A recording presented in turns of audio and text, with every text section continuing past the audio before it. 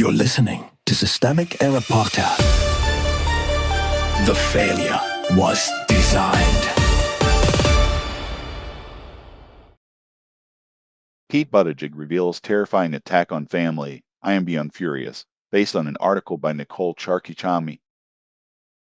When the state becomes the weapon, child welfare is a bludgeon. Pete Buttigieg says his family was hit with a false report that triggered a CPS visit, a forensic interview for his 4-year-old twins, and a warning that he should not be alone with his own children until the process ran its course. Officers found nothing to substantiate the allegation. The immediate damage was not abstract. Strangers were sent into a private home under the Color Estate Authority, and the family was forced to endure a process designed for child protection after someone allegedly used it as a lie. Who actually had power? The point is not the CPS worker. The worker was the instrument. The real power sat with whoever filed the report and set the machinery in motion. That person did not need proof, courage, or proximity. They needed access to a system that treats an allegation as enough to force compliance, disrupt a household, and create fear before facts are established. That is the asymmetry here. False accusers weaponize institutions. Targeted families absorb the damage, the built-in cruelty. This story makes plain how quickly child protection can become coercion.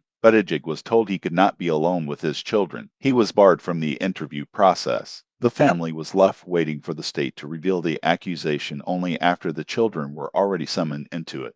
That is not neutral procedure in practice. It is a structure that assumes urgency first and explanation later, which is appropriate when children may be in danger and dangerous when bad faith actors know how to exploit it. The system's legitimacy is what makes the abuse effective. Misdirection by design. The source frames this as swatting, and the analogy is useful.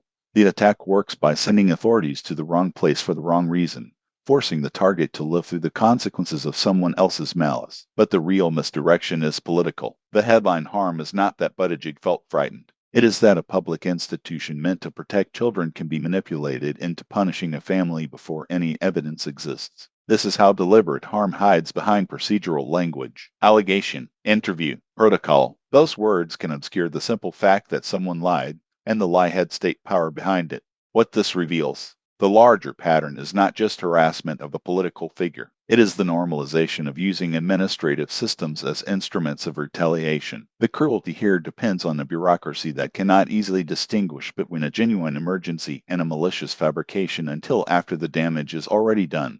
That is the real lesson. When institutions are built to act fast in moments of risk, they also become vulnerable to people who understand that speed can be turned into weaponry. The harm is not accidental. It is manufactured through a system that offers attackers a ready-made mechanism for fear, humiliation, and disruption, then calls the aftermath process.